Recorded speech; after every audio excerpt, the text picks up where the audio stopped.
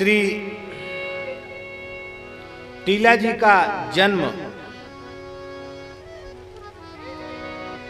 ये खाटू है ना, खाटू गांव खंडेला जिला सीकर में,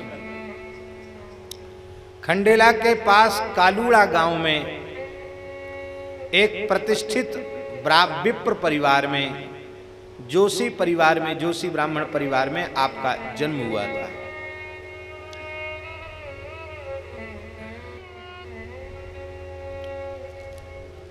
विरक्त परंपरा तो आज पूरे भारतवर्ष में इनकी व्याप्त है। जिस कुल में इनका जन्म हुआ वह परंपरा भी बड़ी विलक्षण परंपरा महाराज जी रही। परमानंद दास जी भी बड़े प्रतापी हुए। इनके भी एक पुत्री थी जिनका नाम लड़ाबाई था। पति खेमजी का नाम भी भक्तमाल में आया है।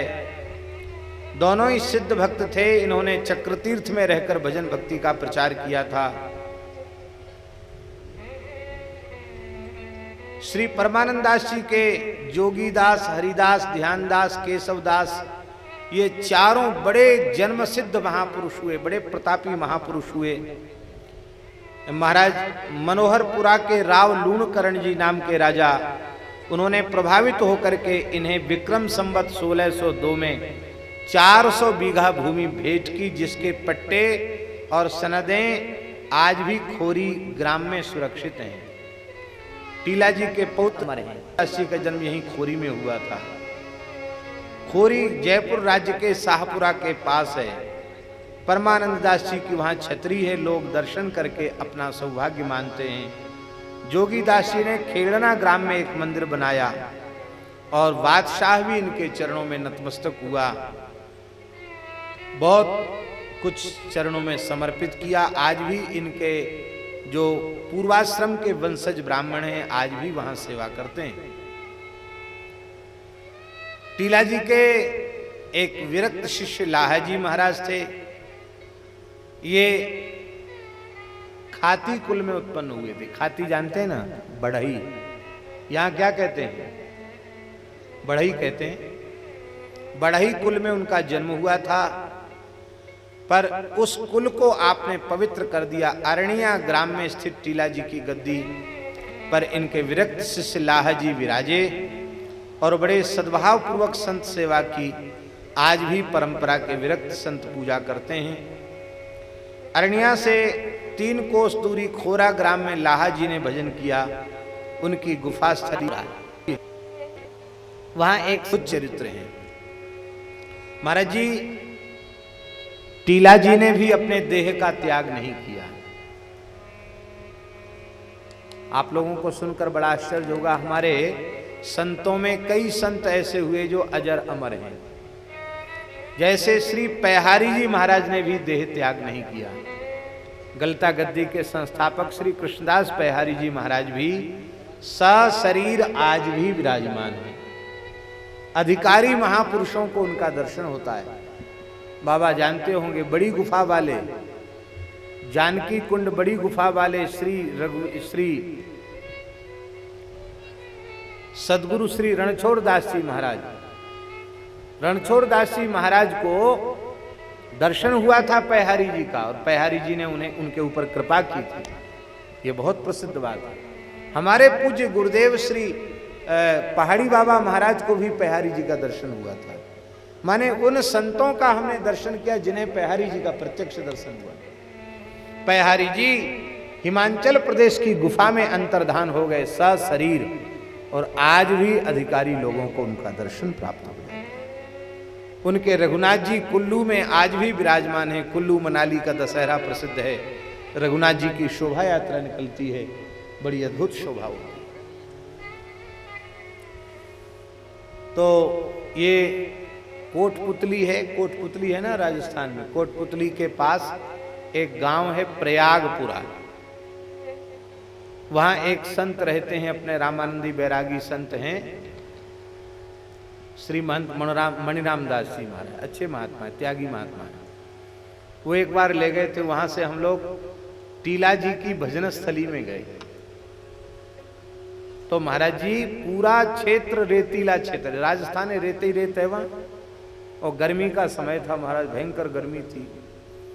कोसों तक कोई पेड़ पौधा नहीं हो महाराज, कहीं कहीं वही खेजड़ी के पेड़ और बाकी रेते ही रेत। आज टीला इधर, कल टीला उधर से उधर हो गया, रेत का पहाड़। तो वहां हम लोग गए, कुछ पैदल भी चलना पड़ा। ऊपर चढ़कर के जब गए तो वहां एक ऊंचे टीले पर, रेत के टीले पर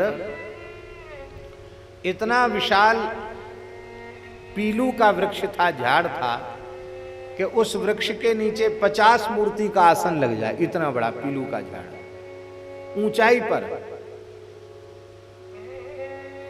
और चारों ओर पानी के बूंद ने, एक घड़ा पानी भरा था, वहां कोई आया गया आ जाए तो पानी पीने के लिए, बस आसपास कहीं पानी नहीं। बड़ा आश्चर्य हुआ, बैठकर हम लोगों को बड़ी शांति मिली। थोड़ी देर कीर्तन किया तो वहां बताया लोगों ने कि महाराज जी इस टीले के, इस वृक्ष, टीले के ऊपर ये वृक्ष है, इसके नीचे गुफा है, उस गुफा में टीला जी बैठ गए भजन करने के लिए और कहा कि जब तक ये पीलू का झाड़ हरा रहेगा, हरा भरा रहेगा, तब तक समझना टीला जी यहीं बैठकर भजन कर रहे हैं।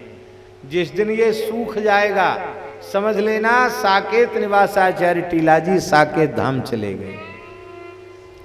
तो महाराज जी 500 वर्ष से ऊपर हो गया है, अब तक वो वृक्ष हरा भरा, चारों ओर कोई पेड़ पौधा नहीं है, वहां कोई पानी देने वाला भी नहीं है, लेकिन वो विशाल का वृक्ष पतझड़ में भी पूरा झड़ता नहीं है, हरा भरा रहता है।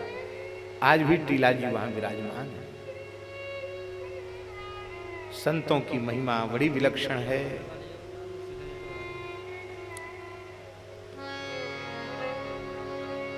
श्री टीला जी महाराज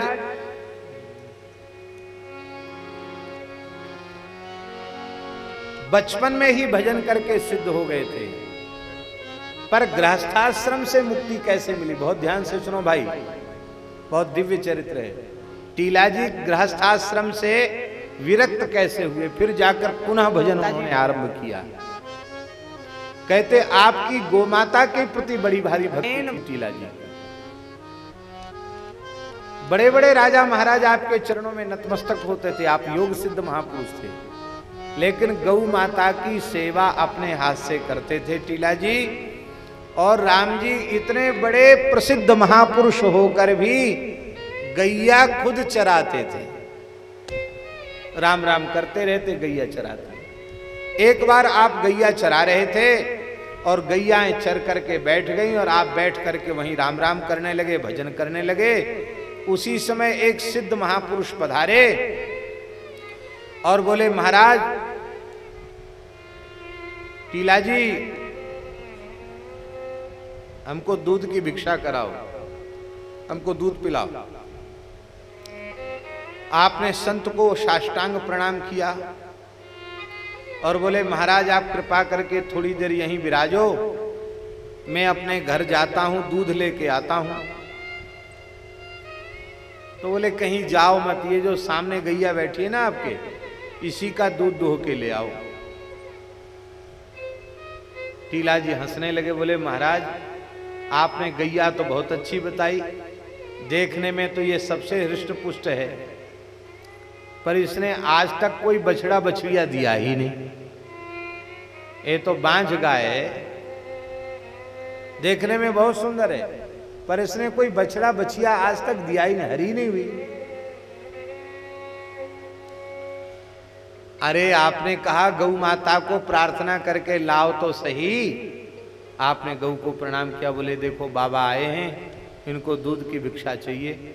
सुनते ही गौ माता उठ के खड़ी हो गई, बाबा जी के पास आ गई। संत ने पीठ पर हाथ फेरा और कमंडल दे दिया टीला जी के हाथ में, कहा माता जी भूख लगी है, दूध पिलाओ। जैसी पीठ पे हाथ धरा, उस बांझ गाय का ऐन भराया दूध से और चारों थनों से दूध की धार बहने लग गई। आपने झिककर दूध पिया और बचा हुआ दूध टीला जी को दे दिया, बोले पी जाओ।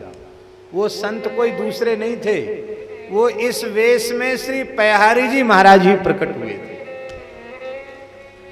कृपा कर दी और दूध पिला करके सब सिद्धियां प्राप्त हो गई, भगवत प्रेम प्रकाशित हो गया। पैहारी जी अंतर्धान हो गए और फिर आप लौट करके घर नहीं गए, बस विरक्त हो गए। फिर तो आकर के मथुरा में जो ध्रुव टीला है वहां बैठकर भजन करते करते सिद्ध हो गए। फिर आगे की कथा तो आपने सुनी ही है कि पैहारी जी ने आकर विधिवत आपको कंठी बांधी, आपको शिष्य बनाया और हमारे चतुसंप्रदाय के 52 द्वाराचार्यों में उनका एक प्रमुख स्थान है। श्री टीला जी द्वाराचार्य के रूप में विराजमान हुए। टीला जी के शिष्य लाहा जी, ये इनके विरक्त शिष्य थे। ये टीला जी की आज्ञा से रोज मानसी सेवा किया करते थे। सेवा करते करते मानसी सेवा इन्हें सिद्ध हो गई। एक बार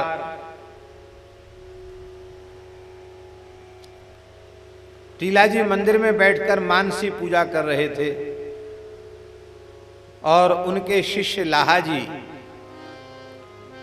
वो ध्यान में गुरुदेव की मानसी सेवा का दर्शन कर रहे थे। इसी बीच में कोई सेवक आया और सेवक ने लाहा जी से पूछा, बार बार पूछा कि गुरु महाराज कहाँ हैं?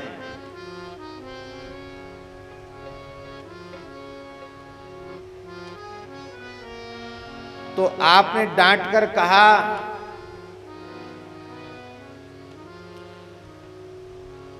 हैं भी और नहीं भी हैं, बताऊं कि न बताऊं? क्या कहा? हैं भी और नहीं भी हैं, बताऊं कि न बताऊं? कुछ देर बाद उसको दूसरे शिष्यों ने कहा जाकर मंदिर में दर्शन करो। दर्शन किया तो टीला जी महाराज विराज रहे थे। शिष्य ने आकर साष्टांग किया, बोले महाराज अच्छा चेला बनाया आपने। हमने तो पूछा कि गुरुजी गुरु महाराज विराज रहे हैं कि नहीं, मुझे दर्शन हो सकता है कि नहीं? तो बोले कि हैं भी और नहीं भी हैं, बताऊं बताऊं बताऊं न बताऊं न बताऊं? अरे ऐसा थोड़ी, अरे घर में कोई शिष्य हो, कोई आवे, महापुरुष आवे, कोई भी जिज्ञासु आवे तो उसको ठीक से उत्तर तो देना चाहिए। ऐसे क्या? आपने लाहा जी को बुलाया और बुला करके कहा कि देखो वत्स, किसी भी आगंतुक के साथ मृदु व्यवहार करना चाहिए। ऐसा व्यवहार नहीं करना चाहिए कि उसके मन में पीड़ा हो जाए। जब हम यहां थे तो तुमको कह देना चाहिए था कि गुरुजी हैं, थोड़ी देर में दर्शन होगा। पहले तो कहाँ हैं, फिर कहा नहीं है, फिर बोले बताऊं बताऊं ना बताऊं ना बताऊं? बोलो क्या करोगे? हैं भी और नहीं भी है। ऐसा क्यों कहा? लाहा जी ने कहा महाराज आप शरीर से तो मंदिर में विराजमान थे और आप मन से गौशाला में विराजमान थे। वहीं बैठकर आप गायों के बीच में ठाकुर जी की सेवा कर रहे थे। तो अब हम बोलते कि आप यहां बैठे हैं तो झूठ हो जाता। इसलिए हैं भी और नहीं भी हैं, बताऊं बताऊं न बताऊं न बताऊं? इसलिए मैंने दोनों तीनों तरह की बात कर दी। क्यों? साधु को झूठ तो बोलना नहीं चाहिए।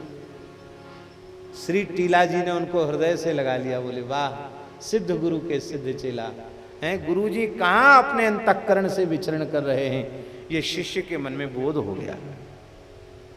कृष्णदास जी महाराज के परंपरा में उनके कृपा पात्र श्री साकेत निवासाचार्य जी महाराज, जिनका उपनाम श्री टीला जी हुआ, ध्रुव टीला पर बैठकर भजन किया। ध्रुव टीला हमारे ब्रज में ही है। ध्रुव टीला पर बैठकर के भजन किया और वो महाराज ऐसे भजनानंदी महापुरुष थे कि चेला तो पीछे बने, भजन करके सिद्ध पहले ही हो गए।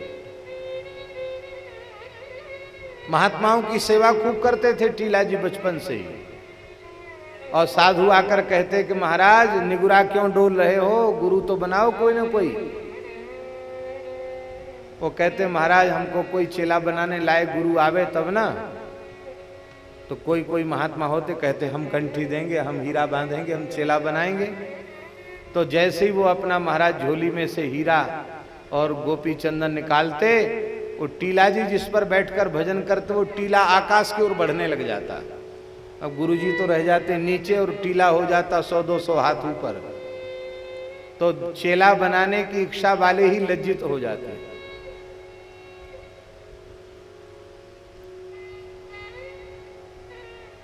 अब इस तमाशे को देखने भी बहुत महात्मा आते थे। गलता में संत पधारे, उन्होंने कहा महाराज एक नया नया योगी है, ब्रह्मचारी है, ब्राह्मण कुल में उत्पन्न हुआ है, बड़ा तपस्वी है महाराज, सारी योग सिद्धियां उसे प्राप्त हैं। आज भारतवर्ष में कोई महात्मा ही नहीं जो उसको चेला बनावे, सब साधुओं की बड़ी नाक कट रही है महाराज, नीची हो रही है। हम साधुओं के भेष की लज्जा बचाने के लिए आप चलकर उसको चेला बनाइए। पहारी जी बोले इतना अपमान साधुओं का करता, उसको हम चेला नहीं बनाएंगे, हमको कोई भूख थोड़ी चेला बनाने।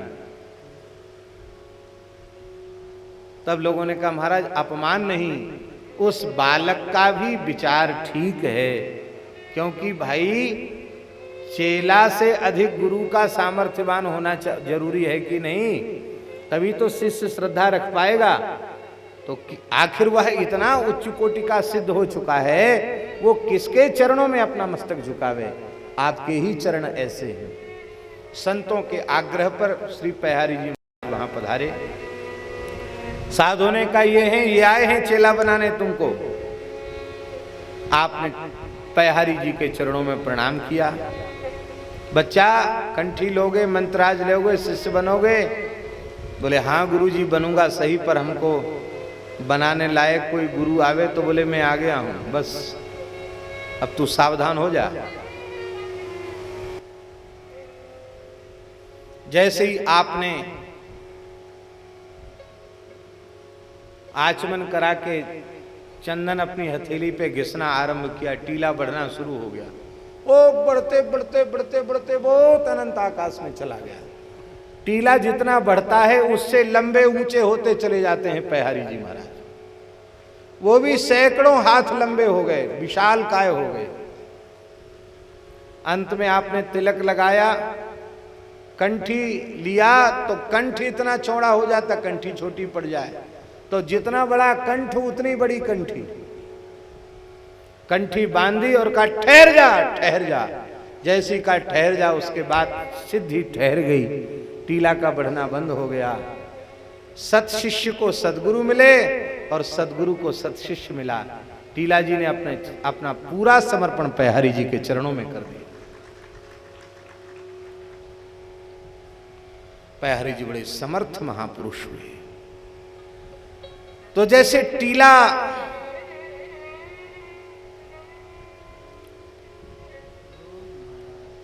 जैसे सुमेरु पर्वत सबसे ऊंचा होता है, ऐसे ही संतों में, विरक्त परंपरा के संतों में टीला जी का स्थान।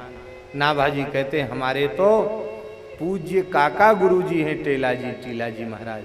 कहते टीला जी का स्थान वो सुमेरु पर्वत के समान। बोलो श्री टीला जी महाराज की।